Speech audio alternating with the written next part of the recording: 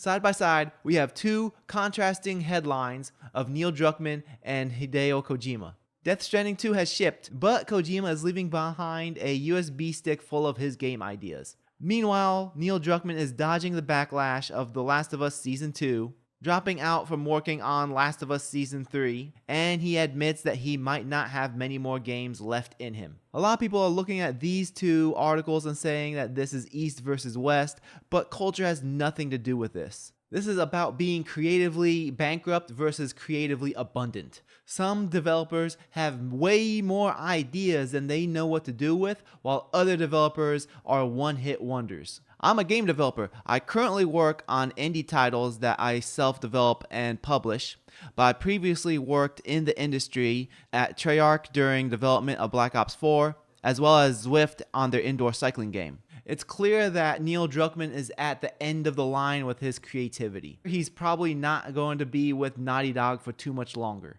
He has a taste of success with The Last of Us game and The Last of Us Season 1 TV show, but he's got lots of backlash for Last of Us Part 2, as well as Last of Us Season 2 TV show. He's got so much backlash from The Last of Us Season 2 that he stepped down from working on The Last of Us Season 3. It's clear that he wants to be more than just a game director, he wants to be a great storyteller as well. Neil Druckmann came up with the concept of The Last of Us many years prior to the development of that game. When he had the chance to execute the idea, he had Bruce Straley along his side. It's clear that Bruce made a huge difference in refining Neil's ideas, because once Bruce left Naughty Dog, Neil wasn't getting the same praise with his narratives anymore. Without Bruce, Neil still wanted to tell deep and shocking stories, but he wasn't able to get the audience to connect. It's clear that Neil treats his one precious idea like it's a unique gem.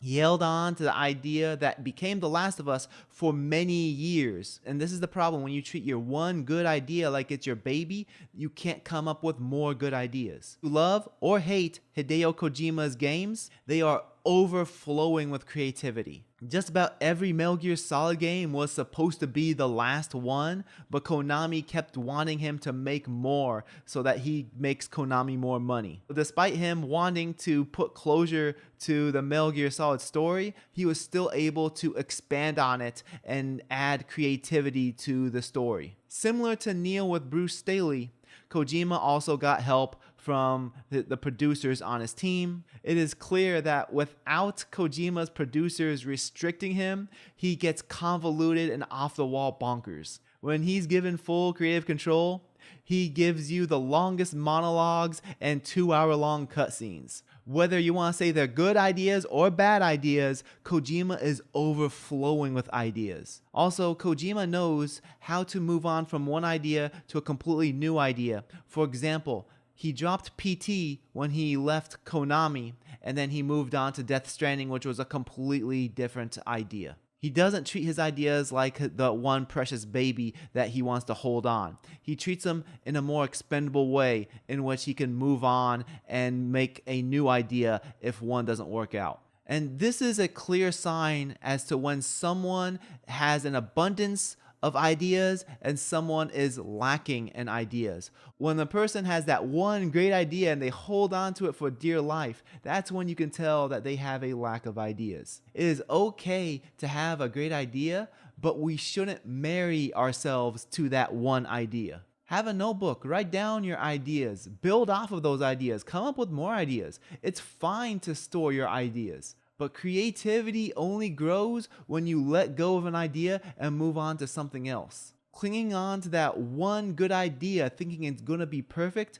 only leads to having a lack of creativity in the long run. The more ideas that you generate, the easier it is to walk away from the bad ideas and come up with new ideas. Every so often when I'm meeting new people, especially when I'm meeting people in my local community, there's always somebody who finds out that I make video games and then they want to pitch me their game ideas. There's always a guy who has that one game idea that he's been sleeping on for years and then wants to tell it to me as if it's gold and it's the best thing ever. There have been a few people who I'd see ever so often and they really want to collaborate with me and be my idea guy.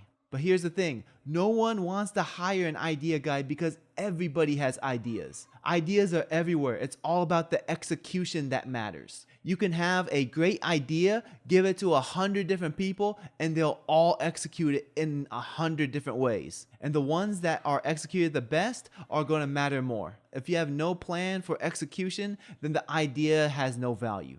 I've met so many people, including game developers, who say they have a great idea, but they don't want to share it with anybody because they're afraid someone will steal their idea. No one cares about your idea because everybody has their own ideas that they think are the best ideas ever. Also, if you're afraid that someone's going to steal your one great idea, that means you're bankrupt of ideas. When it comes to creativity, quantity leads to quality.